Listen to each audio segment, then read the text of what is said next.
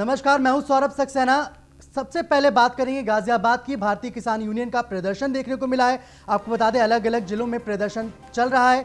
गाजियाबाद में भी बड़ी संख्या में किसान दिल्ली के लिए निकले। दिल्ली के जंतर मंतर जाएंगे सभी किसान। केंद्र सरकार की कृषि से जुड़ी 3 अध्यादेशों का यहां पे विरोध प्रदर्शन किया जा रहा है। हरियाणा में किसानों के ऊपर हुए लाठीचार्ज का भी विरोध कर रहे हैं सरकार। केंद्र सरकार द्वारा एसएसपी खत्म करना, व्यापारी को किसान से कितना भी सामान खरीद कर उसे स्टॉक करने की छूट, कई अन्य जो मांगे हैं उनको लेकर किसान जो है वो प्रदर्शन कर रहे हैं। किसान यूपी गेट बॉर्डर पे पहुंच चुके हैं। तो तस्वीरें हम आपको दिखा रहे हैं गाजियाबाद की इस वक्त, जहां पे किसान बड़ी संख्या में प्रदर्शन कर रहे हैं। भारतीय किसान यूनियन का प्रदर्शन यहां पे देखने को मिल रहा है। गाजियाबाद में बड़ी संख्या में दिल्ली के लिए किसान निकले। दिल्ली के जंतर मंतर जाएंगे सभी किसान। हालांकि उनको रोक दिया गया है। एक खबर हमें मिल पा रही है, केंद्र सरकार की कृषि से जुड़ी 3 जो अध्यादेश है उसका यहाँ पे विरोध हो रहा है। साथ ही साथ हरियाणा में जिस तरीके से किसानों पर लाठीचार्ज हुआ उसका भी मुद्दा बनाया गया है। केंद्र सरकार द्वारा एमएसपी खत्म करना एक मुद्दा है। व्यापारी को किसान से कितना भी सामान खरीदकर उसे स्टॉक करने की छूट दी जाए। कई अन्य मांगों को लेकर भी भारी संख्या में किसान यूपी गेट बॉर्डर पे पहुंच चुके हैं। तो बैरिकेडिंग आप देख रहे हैं यहाँ पे तस्वीरों में बैरिकेड्स लगा दिए गए हैं। किसानों को जंतर मंतर नहीं जाने की कोशिश पुलिस की तरफ से की जा रही है, लेकिन किसान दिल्ली के जंतर मंतर जाकर प्रदर्शन करना चाहते हैं। तो किसानों के मुद्दे पे सरकार को घेरने की कोशिश, पुलिस की तैयारी आप देख सकते हैं। बैरिकेडिंग्स लगा दी गई हैं।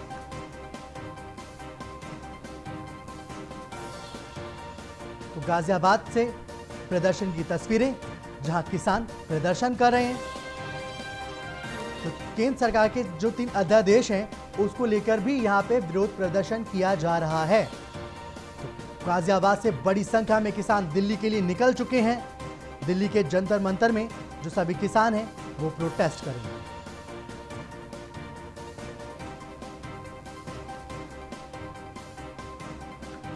हरियाणा में जो किसानों के ऊपर लाठीचार्ज हुआ उस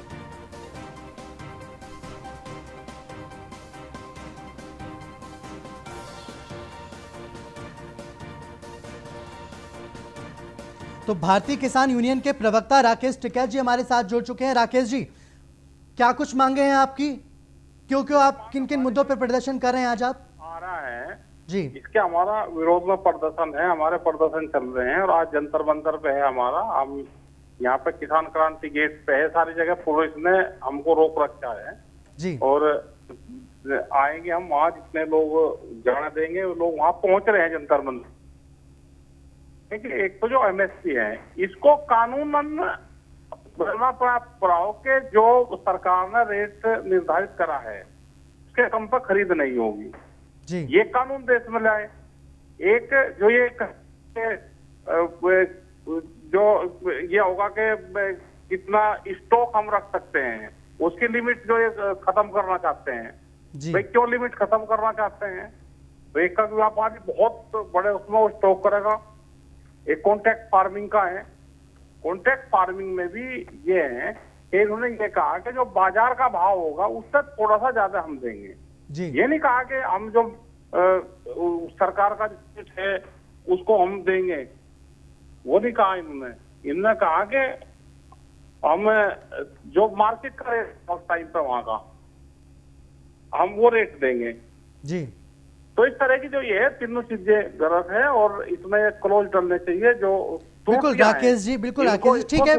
लोकतंत्र में प्रदर्शन करने की इजाजत हर किसी को होती है, लेकिन देखिए कोरोना काल चला है, हम तस्वीरें भी देख रहे हैं, ना तो सोशल डिस्टेंसिंग का पालन किया जाता है सर।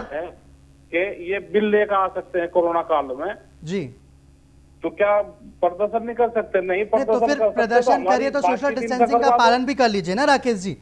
तो फिर सोशल डिस्टेंसिंग का पालन भी कर लीजिए।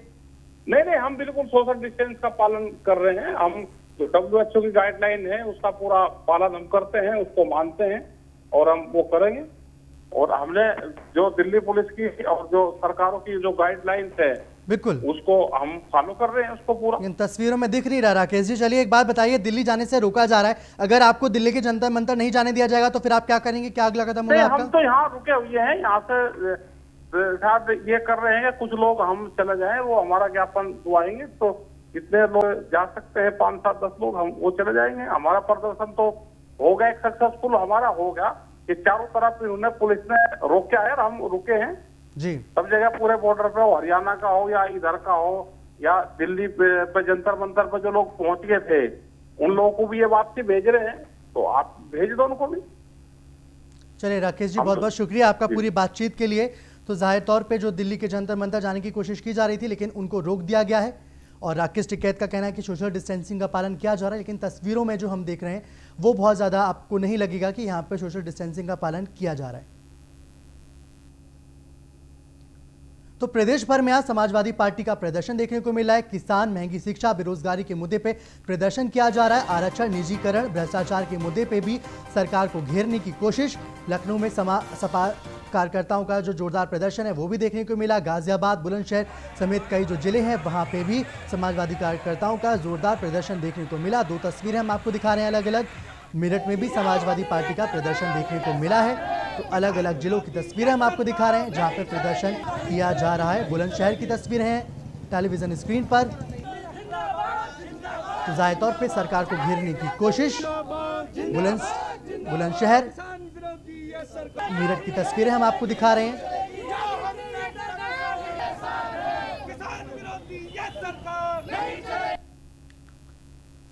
2022 से पहले सरकार को महंगाई के मुद्दे पे, बेरोजगारी के मुद्दे पे, शिक्षा के मुद्दे पे, भ्रष्टाचार के मुद्दे पे घेरने की कोशिश।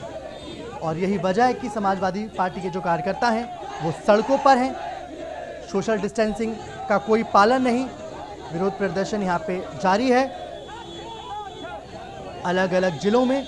नोएडा में भी समाजवादी पार्टी का जोरदार प्रदर्शन देखने को मिला। 4 तस्वीरें हम आपको दिखा रहे हैं। लखनऊ, मेरठ, बुलंदशहर, फिरोजाबाद, जहां समाजवादी पार्टी के जो कार्यकर्ता हैं उन्होंने जो विरोध का झंडा है वो जम के बुलंद किया। तो बीजेपी प्रवक्ता अनिला सिंह हमारे साथ जुड़ चुकी हैं। अनिला जी, समाजवादी पार्टी के जो कार्यकर्ता हैं वो अलग अलग जगह पर प्रदर्शन कर रहे हैं, कह रहे हैं कि सरकार किसान हित की नहीं है, किसानों के हित की बात नहीं करते हैं आप लोग, बेरोजगारी पे आपका ध्यान ही नहीं है।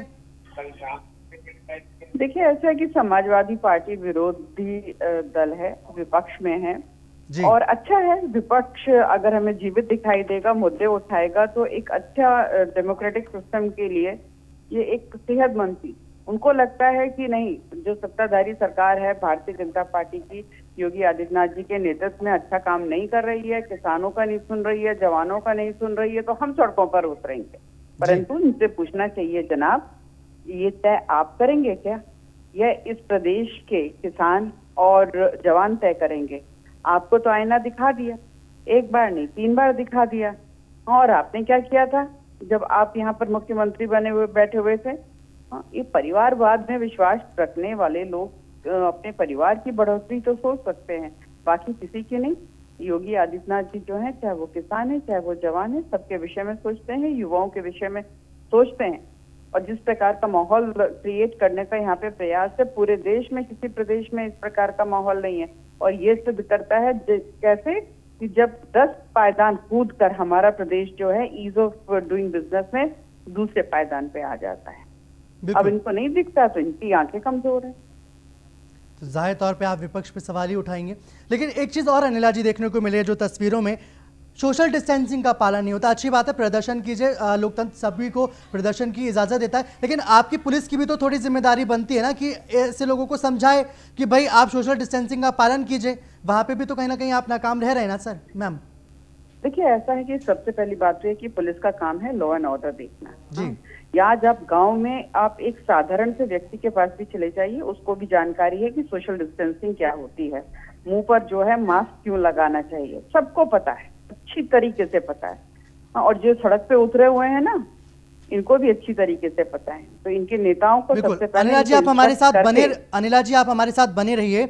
अनुराग भदौरिया जो समाजवादी पार्टी से प्रवक्ता हैं वो भी हमारे साथ जुड़ चुके हैं। अनुराग जी, बहुत बहुत स्वागत है आपका न्यूज़ 1 इंडिया में। तो फिर आज अलग अलग जो जिलों में प्रदर्शन देखने को मिल रहा है समाजवादी पार्टी का, किसान के मुद्दे पे आप घेर रहे हैं। अनुराग भदौरिया जी को आवाज मिल पा रही है? अनिला जी, आवाज मिल रही है आपको? मुझे मिल रही है। और मैं एक ही बात और कहना चाहती हूँ, उसके बाद अपनी बात समाप्त करूंगी कि जिन नेता के आह्वान पर ये सड़कों पर उतर कर तमाशा क्रिएट कर रहे हैं, उनको भी तो बताना चाहिए था, भाई साहब आप समाजवादी पार्टी को रिप्रेजेंट कर रहे हो तो कम से कम कोरोना के जो गाइडलाइंस है उनका अनुपालन करना, नहीं तो जो एक छवि है समाजवादी पार्टी की गुंडागर्दी की वही रिफ्लेक्ट हो, और वही हम देख रहे हैं। लेकिन ऐसे विरोध प्रदर्शन के जरिए 2022 में सरकार को घेरने की कोशिश तो है, उसमें कामयाब होते हुए भी समाजवादी पार्टी दिख रही है कम से कम। आपको लग रहा है कि 2022 में ये जो सड़क पर बिना मास्क उतर कर हल्ला काट रहे हैं तो इससे उनको कामयाबी मिल रही है? आज आप 14 सितंबर 2020 में बैठकर आप 2022 का भविष्य बता रहे हैं। इस प्रदेश की जनता को तय करने के लिए। अनिला जी आप हमारे साथ बने रहिए। अनुराग भदौरिया जो समाजवादी पार्टी से प्रवक्ता है वो भी हमारे साथ जुड़ चुके हैं। अनुराग जी आवाज मिल रही है आपको? जी बिल्कुल आ रही है। तो बिल्कुल अलग अलग जिलों में समाजवादी पार्टी का प्रदर्शन है सर, अच्छी बात है, लेकिन ना सोशल डिस्टेंसिंग का पालन है और ना ही कई लोग ऐसे हैं जिनके चेहरे पे मास्क है, तो ऐसे कैसे सरकार को घेरिएगा सर? देखिए उत्तर प्रदेश के अंदर में जिस तरह से और पूरे देश में बेरोजगारी बढ़ी है, लोग आत्महत्या करने पे मजबूर हैं। लगातार कोरोना काल से लोग हॉस्पिटलों से कूद के अपनी आत्महत्या कर रहे हैं जी। सरकार इन पे बात नहीं करना चाहती। अपराध का आलम यह है कि आपने देखा इनमें त्रिपाठी जी को फिर मार दिया गया, महोबा में गोली मार दी, उनकी मौत हो गई। उसके पहले उन्होंने आरोप लगाया था कि पुलिस हमसे पैसे मांग रही है। आप सोचिए उत्तर प्रदेश के अंदर में ना पुलिस किसी की सुन रही है, वहां करप्शन की बात आ रही है, और जिस तरह से लोग बिजनेसमैन है उनको आप गोली मार दे रहे हैं। तो मतलब जिंदा कौन रहेगा? ना पत्रकार जिंदा है, ना बिजनेसमैन जिंदा है, ना आम आदमी जिंदा है, ना किसान जिंदा हो रहा है, ना स्टूडेंट जिंदा रह पा रहा है, ना बहनों के साथ अत्याचार में तो उत्तर प्रदेश नंबर 1 हो गया।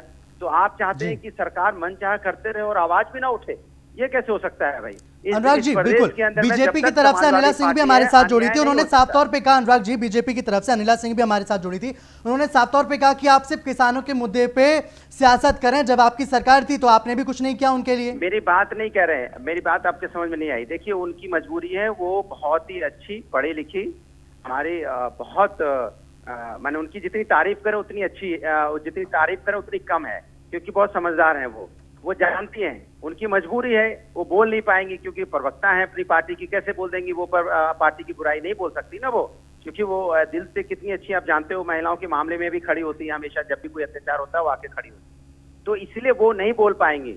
वो भी अनिला सिंह जी जुड़ गई हैं। अनिला जी, अनुराग भदौरिया जी कह रहे हैं कि आपकी मजबूरी है इसलिए आप सरकार के खिलाफ नहीं बोल पा रही हैं, वरना परेशान तो आप भी हैं शायद। तो भदौरिया जी की भी मजबूरी है, समाजवादी पार्टी के लिए जो बोल रहे हैं, इनको पता है कि सच्चाई बिल्कुल नहीं है इसमें, पर फिर भी बोलते हैं समाजवादी पार्टी के पक्ष में। देखिए जब हम अपने राजनीतिक दल में होते हैं तो मजबूरी में नहीं होते। कोई कनपट्टी पे बंदूक रखकर मुझे भारतीय जनता पार्टी में या भदौरिया साहब को समाजवादी पार्टी में रखा हुआ है, हम अपनी इच्छा से है ना, हम अपनी इन पार्टियों की आइडियोलॉजी पे विश्वास रखते हैं, इसलिए हम इस पार्टी में हैं। और मैंने जैसा कहा कि ठीक है विपक्षी दल है, इनका कर्तव्य है कि बिल्कुल उतरे सड़क पे, आवाज उठाएं, बहुत अच्छा काम कर रहे हैं। महिलाओं में अत्याचार नंबर 1 उत्तर प्रदेश हो गया, इसके बारे में क्या कहेंगी एज ए महिला? बस इतना पूछना चाहता हूँ, उत्तर प्रदेश में महिलाओं में नंबर 1 हुआ, ये तो मैं नहीं बोल रहा हूँ, ये तो एनसीआरबी का डाटा बोल रहा है। तो इसके बारे में भी तो सरकार को बोलिए कि सरकार कम से कम कुछ नहीं कर सकते तो महिलाओं का ही सम उनको ही बचा लो। आज भाई आदमी को तो नहीं बचा पा, उनके तो मर्डर हो ही रहे हैं, गोली दनादन, उनको सुबह उठते ही आप देखो एक दिन में 15-15, 17-17 मर्डर हो रहे हैं। मैंने अब तो टीवी वाले भी चलाने से शर्माने लगे, कितना बोलेंगे, कितनी डिबेट कराएंगे? रोज तो मर्डर पे डिबेट होती है, ऐसा किस दिन जाता है जिस दिन हत्या पे डिबेट ना होती हो? चैनलों पे हत्या पे डिबेट हो रही है, ना कहीं किसी विकास पे डिबेट हो पाती, क्योंकि कोई डेवलपमेंट हो ही नहीं रहा है तो विकास पे डिबेट होगी कैसे? आप देखो किसी बच्चे के साथ अन्याय होता है उस पर हम बैठ के डिबेट करते हैं। कभी ऐसा आएगा कि हम डिबेट करेंगे कि आज देखो यहाँ इतना बढ़िया हॉस्पिटल बना दिया भारतीय जनता पार्टी ने, कम से कम 2-4 हजार लोगों का यहाँ इलाज हुआ करेगा, तो हमें भी डिबेट करने में अच्छा लगेगा कि चलो कोई बात नहीं, बीजेपी ने एक अच्छा हॉस्पिटल बनाया, क्या बढ़िया यूनिवर्सिटी बना भारतीय जनता पार्टी ने, आज यूनिवर्सिटी देख के अच्छा लगेगा, इस यूनिवर्सिटी में गरीब बच्चे पढ़ पाएंगे। ऐसा भी तो कोई अनुराग जी जवाब ले लेते हैं। अनिला जी जवाब दीजिए अनुराग जी के आरोपों का। देखिए पहली बात तो यह है कि समाजवादी पार्टी और बीएसपी ने जो बोया था उसको हम काट रहे हैं, और काट क्या रहे हैं, बिल्कुल जड़ से उखाड़ रहे हैं। जिस प्रकार से इन्होंने अपराधियों को और भ्रष्टाचारों को बोया था, उत्तर प्रदेश की धरती पर बोया था इन्होंने, अब हम उन्हें उखाड़ उखाड़ के फेंक रहे हैं। और दूसरी बात यह है कि भदौरिया साहब, मुझे बहुत अच्छा लगेगा कि आज इस वक्त आप न्यूज़ 1 मीडिया पर बैठकर डिक्लेयर करें कि अगला जो आप आंदोलन करेंगे वो महिलाओं को लेकर। आप उतरिए सड़क पर, समाजवादी पार्टी के कार्यकर्ताओं को बोलिए कि हाँ उतरते हैं। हमें देखिए, ऐसा कि जब महिलाओं का विषय आता है ना, केवल मीडिया पे चर्चा करना बड़ा अच्छा लगता है, पर मैं देखती हूँ कि समाजवादी पार्टी में जो है किस प्रकार से इनकी थॉट प्रोसेस है, महिलाओं के बारे में कितना इनके मन में सम्मान है, कितना इन्होंने कार्य किया है, ये मैं नहीं, ये पूरी प्रदेश की जनता जानती है। और मुझे याद है वो समय भी कि जब आप लोग सत्ता में थे तो कितनी बार ये तारीफें हुई, कितने अस्पताल बना दिया, ये कर दिया, वो कर दिया, कुछ नहीं होता था। पर हाँ, आज डिक्लेयर कर दीजिए कि कब कर रहे हैं, महिलाओं का विषय उठाकर आप सड़कों पे कब उतर रहे हैं। अनुराग जी जवाब दीजिए। अनिला जी का साफ तौर पे कहना है कि योगी राज में विकास हो रहा है, आपको रास नहीं आ रहा है। देखिए, हमने जितने विकास गिनाए हैं, अभी वो विकास भी नहीं गिना पाएंगे। अगर मैं विकास की बात करने लगूंगा तो फिर आप ही हमसे बोलने लगोगे क्या भदौरिया जी आप हमेशा एक्सप्रेसवे पे चढ़ जाते हो, जब देखो तब मेट्रो की बात करने लगते हो, जब देखो तब हॉस्पिटल की बात करने लगोगे। आपने राम लोहिया बनाया, ये इतने सारे हॉस्पिटल जो डिस्ट्रिक्टों में बनाए, चाहे जौनपुर हो, चाहे आजमगढ़ हो, चाहे सैफई हो, चाहे बदायूं हो, चाहे बांदा हो। और अगर मैं बात करने लगूंगा कि हमने लैपटॉप दिया था तो भी आप बोलोगे बताओ आपने बच्चों को लैपटॉप। अरे सर, लैपटॉप आपने दिया था लेकिन उसके बाद जनता ने तो आपको नकार दिया ना सर। आपने लैपटॉप दिया, आपने कई योजनाएं की, उसके बाद भी जनता ने तो आपको नकार दिया। कोई बात नहीं, कई बार राजनीति जाति धर्म की कामयाब हो जाती है। भारतीय जनता पार्टी ने जाति धर्म की राजनीति की थी, कोई बात नहीं। आप जनता समझ रही है, जनता को जो उन्होंने जिस तरह से ठगा है, धोखा दिया है, जनता के साथ जो उन्होंने इमोशनल अत्याचार किया, तो जनता जवाब देगी ना 2022 में, उसी का तो रिजल्ट देखिए ना। जनता जवाब देगी। अनुराग जी एक बात बताइए, अनिला जी ने भी कहा कि अगर आप लोग विरोध प्रदर्शन में सोशल डिस्टेंसिंग का पालन नहीं करेंगे, कोविड की जो गाइडलाइंस है उसका पालन नहीं करेंगे, तो 2022 में जनता कैसे विश्वास करेगी आप पे सर? इसके लिए कैमरा ठीक से लगाइए। और एक सर हमारे कैमरे यहाँ पे मीडिया के कैमरे बिल्कुल सही लगे भाई मेरे। आप अनिला जी कोई बोलने दी ना बीजेपी की बात में, आप तो सुन तो लीजिए। मैं अगर हम गलत कहते हैं तो आप कैमरा लगा लीजिए। सुब्रत पाठक का जो स्वागत हुआ था बता दीजिए कैसा था। अब मध्य प्रदेश में जो मुख्यमंत्री बने थे शिवराज सिंह चौहान जी, क्या रैलियां चल रही, तो मतलब अगर तो फिर आपका कंपटीशन इस बात में बीजेपी से है कि वो सोशल डिस्टेंसिंग का पालन नहीं करते, इसलिए जब आप सड़कों पे उतरेंगे तो आप सोशल डिस्टेंसिंग का पालन नहीं करेंगे।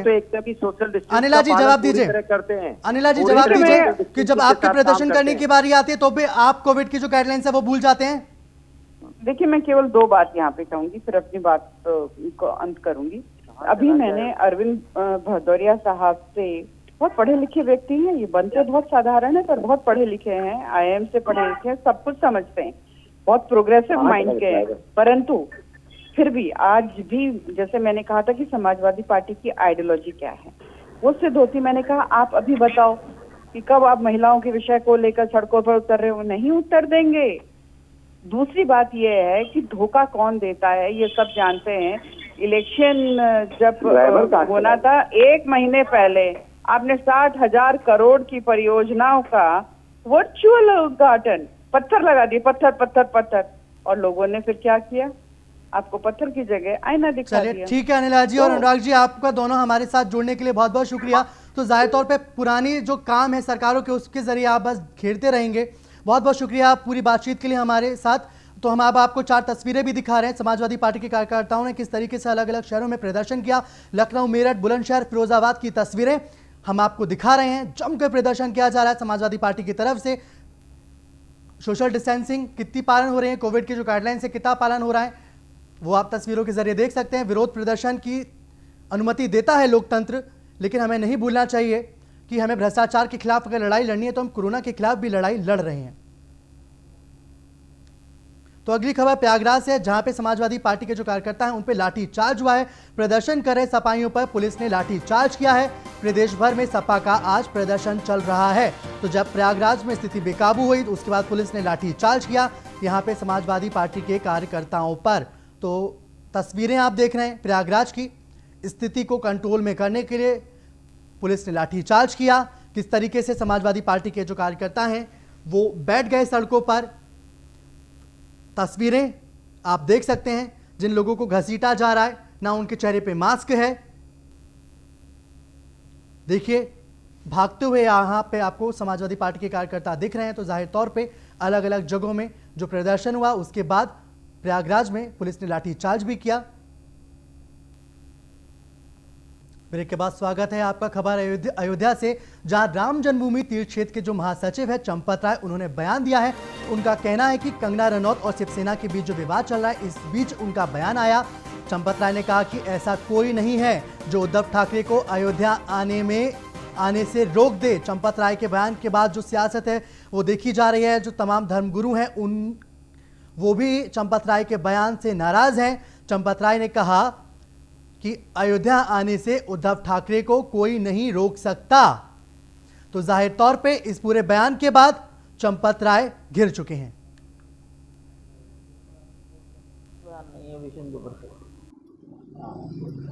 आया है हाँ, ये इस तरीके की बातें आई हैं। तो है किसी की माँ ने दूध पिया है और पिलाया है अपने बच्चे को, जो उद्धव ठाकरे का सामना करेगा अयोध्या में? समझते हो आप लोग कि किसी की माँ ने इतना जीरा खाया कि उसके ऐसा ताकतवर बच्चा पैदा हुआ? राजस्थान में यही तो गीत है, किसकी माँ ने जीरा खाया है जो गंगा को रोक सके। तो यहाँ अयोध्या में ऐसा कौन है जिसकी माँ ने इतना जीरा खाया है, उसका ऐसी संतान पैदा हुई है जो उद्धव ठाकरे को घुसने से रोक दे? सर, ये बेकार की बातें हैं, निरर्थक बातें हैं। ये झगड़ा, ऐसी बात बोलना, ये किसी प्रकार उचित नहीं।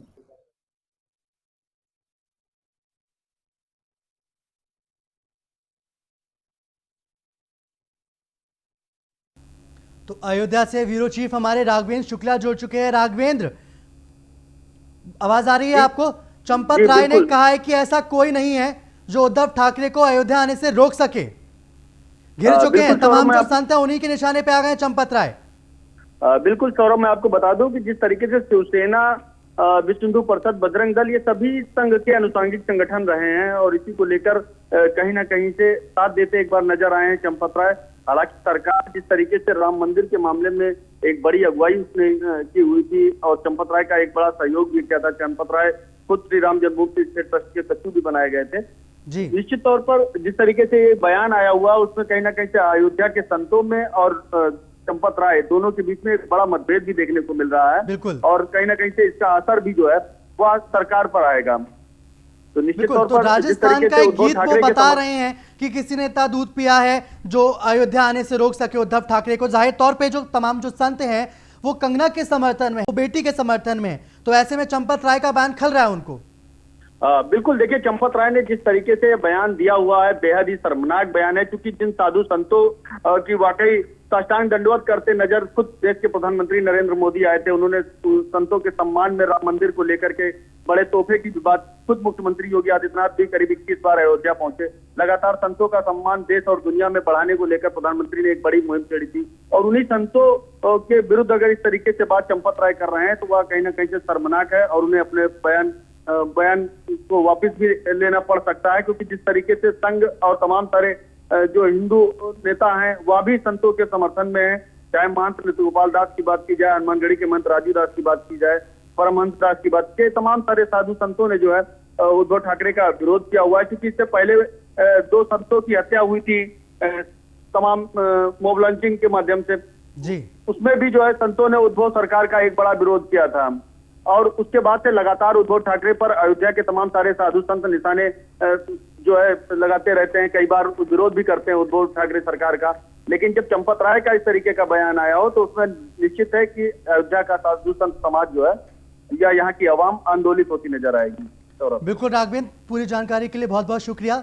तो जाहिर तौर पे जो चंपत राय हैं वो निशाने पर आ चुके हैं। जो तमाम जो साधु संत हैं उनके निशाने पे चंपत राय, उन्होंने साफ तौर पे एक गीत गाया और कहा कि भाई ऐसा कौन है जो उद्धव ठाकरे को अयोध्या आने से रोक सकता है। कंगना रनौत के समर्थन में उत्तर प्रदेश के हर शहर में प्रदर्शन है। उद्धव ठाकरे से लेके जो कई शिवसेना के नेता हैं उनके पोस्टर जलाए जा रहे हैं। ऐसे में जो चंपत राय का बयान है वो तमाम जो साधु संत हैं उनको आहत कर रहा है। तो महुआ में व्यापारी की हत्या पर प्रियंका गांधी ने ट्वीट किया है। प्रियंका गांधी ने ट्वीट कर लिखा है कि व्यापारी इंद्रकांत त्रिपाठी की हत्या सरकार की कार्यशैली पर सवाल है। बीजेपी सरकार में अपराध और भ्रष्टाचार चरम पर है। प्रियंका गांधी ने कहा, कल कानपुर में इलाज के दौरान हुई थी व्यापारी की मौत। अब इस सरकार के अफसर भ्रष्टाचार के खिलाफ आवाज उठाने वालों की सुपारी दिलवा रहे हैं। तो जाहिर तौर पे प्रियंका गांधी महुआ के व्यापारी की हत्या के बाद सरकार को घेर रही हैं। वो ट्वीट कर लिखती हैं कि महुआ के व्यापारी इंद्रकांत त्रिपाठी की हत्या पूरी उत्तर प्रदेश सरकार की जो कार्यशैली है उस पे सवाल है।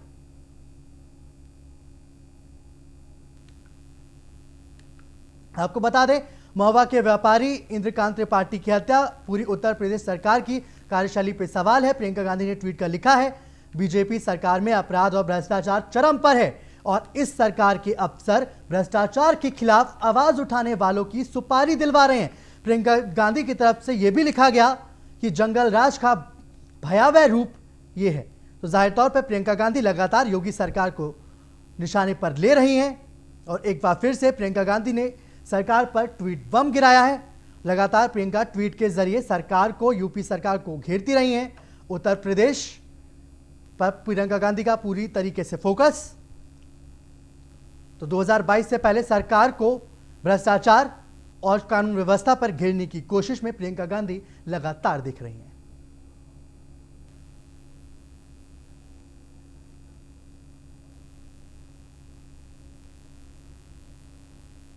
तो इस बुलेटिन में मेरे साथ फिलहाल इतना ही। देश और दुनिया की तमाम बड़ी खबरों को देखने के लिए बने रहिए न्यूज़ वन इंडिया के साथ। नमस्कार।